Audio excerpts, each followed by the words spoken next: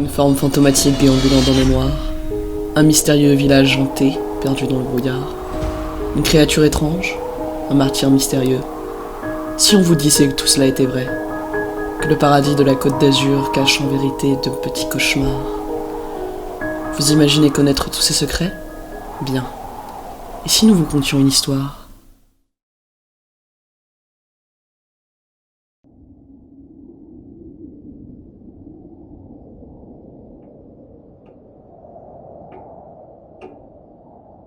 Il est minuit. Les tics et les tacs de la vieille horloge de la mère Marie de Péou retentissent. Dehors, il fait nuit noire et je n'ai pas allumé de bougie. Personne ne doit savoir que je suis réveillée. Personne ne doit savoir que je suis ici. Dehors, il y a du vent, assez pour rythmer cette cérémonie de lugubre sifflement et faire taper la branche du vieil olivier dans la cour contre le carreau de la fenêtre. Mes mains tremblent. Ma respiration est forte. Et j'étouffe la douleur dans un torchon sale coincé entre mes dents. Un filet de sang coule le long de ma cuisse et éclabousse le plancher. Je lâche enfin l'instrument de torture et m'écroule sur le sol froid de la salle d'eau. Des larmes chaudes tombent de mes joues. J'ai si mal.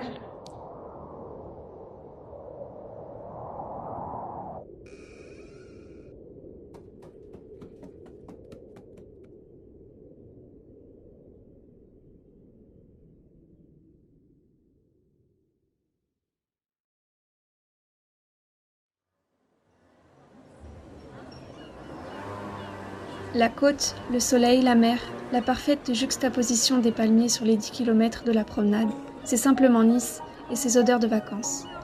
Cette ville, habillée de ses toitures rouges d'un côté et de ses monstres de béton de l'autre, est animée par l'euphorie des touristes et des retraités le jour et par les miaulements des chats et le sifflement du vent la nuit. C'est un vendredi après-midi, il fait chaud, je traverse le cours Saléa, les chevilles vacillantes, les mains prises d'une valise et de sacs dans l'une, et de la petite main fragile de Mona dans l'autre. Mes pieds me font mal, engoncés dans ces foutus talons, et mon ego est resté sur le pas de la porte. Je n'arrive toujours pas à croire que Matt m'ait quitté comme ça. Ma mère m'avait prévenue. Est-ce que j'ai honte ? Je suis vraiment naïve.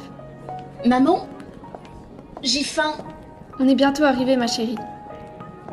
On rentre bientôt à la maison ?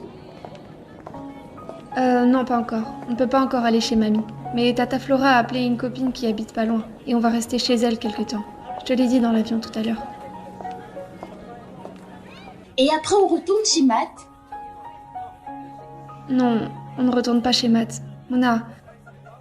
Matt, il aime plus maman, c'est comme ça.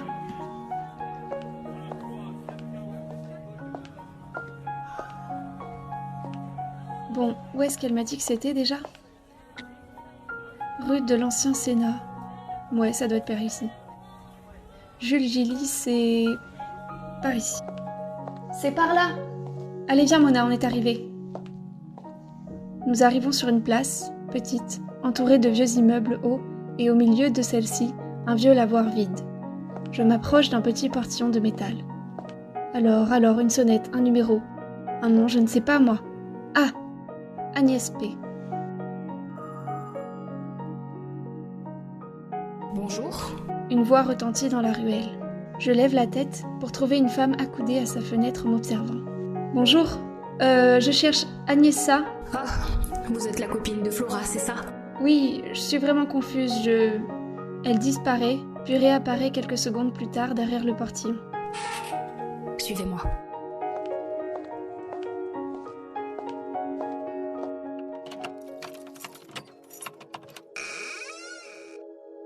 Bienvenue chez moi.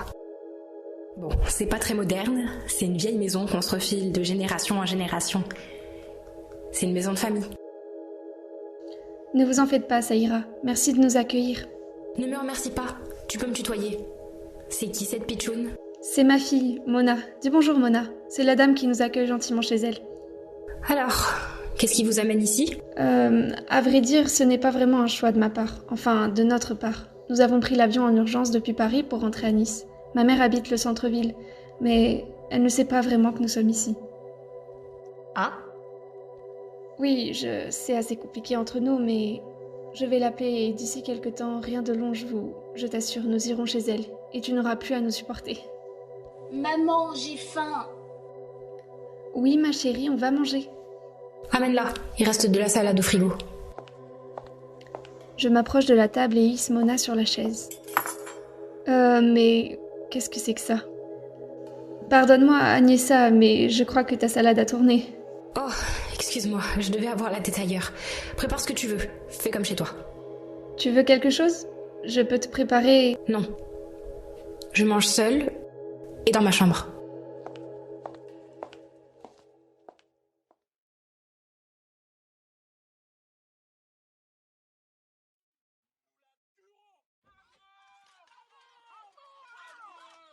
Mais que se passe-t-il enfin ?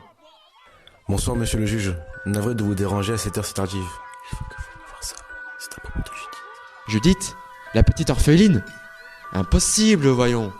La mère Marie était formelle. L'une de ses filles l'a vu faire. Monsieur, la foule réclame châtiment et les péoutes aussi. Bien, amenez-la.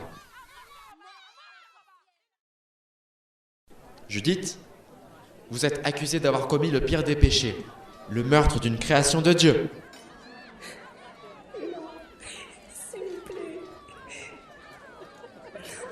Menteuse.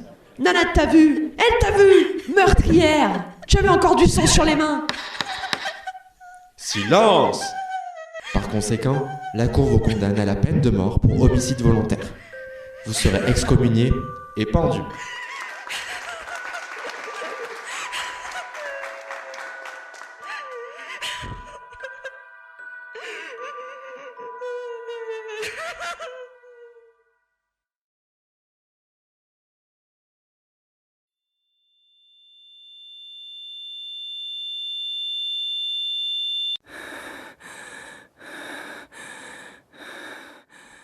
Je me réveille brusquement, flottant dans ma propre sueur.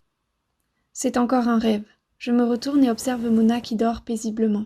Au moins, elle n'est pas trop déstabilisée. Cela fait 4 jours que nous sommes chez Agnesa, et 4 jours que je ne fais que des rêves étranges, et étonnement, je ne rêve pas de maths.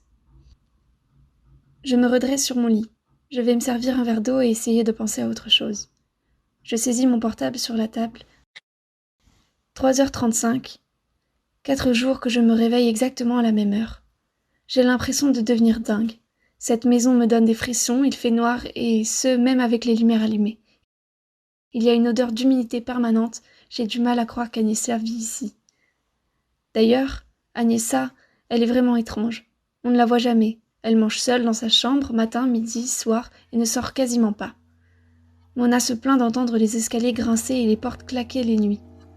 Je la rassure, en lui expliquant qu'Agnesa fait probablement partie de ces personnes qui vivent essentiellement la nuit et qui dorment le jour, mais je ne suis pas vraiment à l'aise non plus.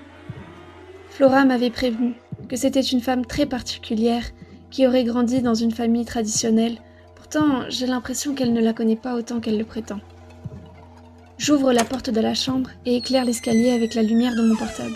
Je descends lentement les marches qui couinent sous mon poids et atteins enfin le rez-de-chaussée. La cuisine est plongée dans l'obscurité, alors je tâte le mur sur ma gauche à la recherche de l'interrupteur. Tiens, plus de courant. Bon, ce n'est pas grave. Je devrais pouvoir attraper un verre dans le placard et trouver l'évier facilement. Qu'est-ce que c'est que ce bruit ? Ça fait un moment que je l'entends, mais j'étais encore trop barbouillée pour y prêter attention. On dirait quelque chose qui cogne dehors, en rythme. Je me lève et m'approche de la fenêtre couverte de poussière. Je frotte le carreau et jette un œil à l'extérieur. Dehors, il fait entièrement noir. Je distingue à peine les formes du bâtiment en face et du lavoir. Mes yeux commencent à s'habituer à l'obscurité et je commence à discerner une silhouette. Tout près du lavoir, je m'approche davantage de la vitre, intriguée. Qu'est-ce que c'est ? Je la vois enfin. C'est une jeune femme, vêtue d'une robe blanche, tachée, coiffée d'un chignon négligé, des mèches ornant son visage et cachant ses yeux. Elle semble frapper quelque chose. Mais il y a de l'eau dans le lavoir? Je frotte mes yeux, hallucinée. La jeune femme frappe de plus en plus fort, ce que je devine comme étant un linge contre le lavoir. Soudain, elle lève les yeux. Nos regards se croisent. Agnesa? Maman, Oh, Mona, ma chérie, qu'est-ce que tu fais? t'étais pas là? Je jette un dernier coup d'œil derrière moi à la fenêtre. Plus rien. La femme a disparu.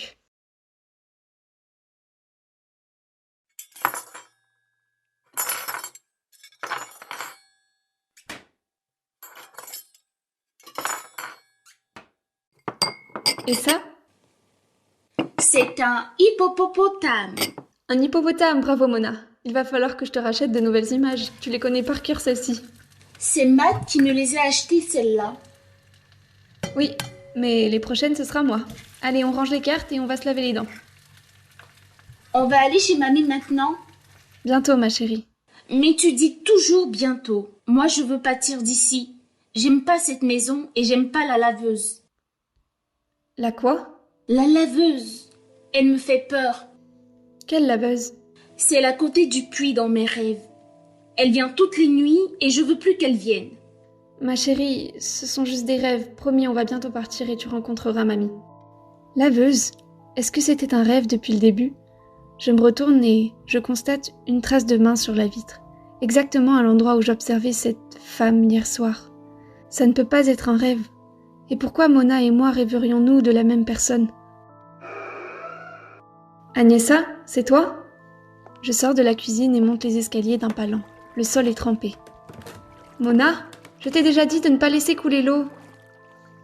J'arrive devant la porte de la salle de bain et l'ouvre. Mona est assise sur le rebord de la baignoire, la brosse à dents dans la bouche, le robinet est fermé. Je constate alors que l'eau vient de l'étage du dessus. Agnesa? J'arrive devant sa porte. L'eau s'écoule sous celle-ci et dévale l'escalier. Agnesa, tout va bien? Agnesa? Je cogne mon corps contre la porte, mais impossible de l'ouvrir. Allô, Flora? Allô? Tout va bien? Flora, je ne sais pas quoi faire. Agnesa est enfermée dans sa chambre. Et il y a de l'eau qui s'échappe sous la porte. C'est l'inondation. Quoi? Mais comment ça? C'est sa chambre, t'es sûr? Y a pas d'accès à l'eau dans sa chambre? T'as peut-être renversé quelque chose? Non, non, c'est l'inondation, je te dis. Maman, qu'est-ce qu'il se passe? Tout va bien. Je me suis juste endormie dans mon bain. Ne t'inquiète pas. C'était qui, ça? Agnesa... Non, c'était pas Agnesa, ça. Agnesa, elle a une voix rauque, elle a eu 60 ans le mois dernier, c'était une amie de ma mère. Quoi? Un frisson me parcourt. Mais qu'est-ce que tu racontes? Enfin, Viens, Mona. Je comprends pas, j'ai sonné chez Agnesa à l'adresse que tu m'as indiquée. Agnesa Peout? Oui, elle m'a ouvert. Elle te connaissait. Flora, qu'est-ce que tu me racontes? Elle doit avoir 25 ans, cette fille-là. Écoute, je sais pas chez qui tu es, mais là, c'est pas Agnesa. Je vais l'appeler et je te rappelle. En attendant, tu prends Mona et tu sors d'ici. Viens, Mona, on s'en va. Maman? À peine ai-je eu le temps de saisir la main de Mona qu'une sonnerie de téléphone retentit depuis la chambre d'Agnesa. Je soulève alors Mona dans mes bras et dévale les escaliers à toute allure. En quelques secondes, j'arrive dans la rue et cours sans me retourner.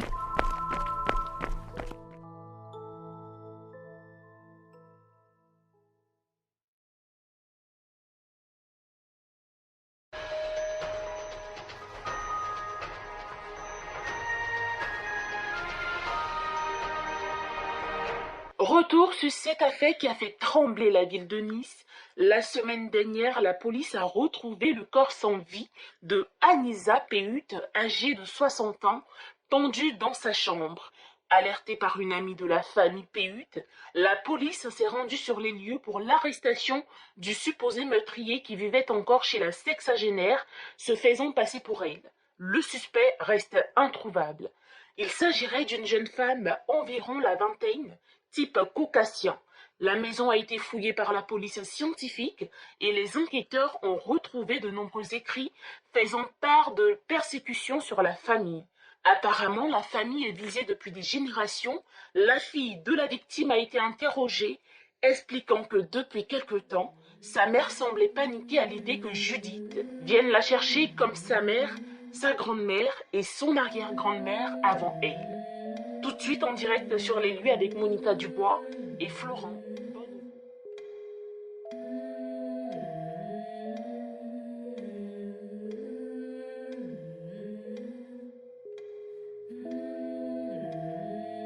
Alors, de chanceux témoins de phénomènes étranges, de pauvres âmes perdues à jamais entre rêve et réalité?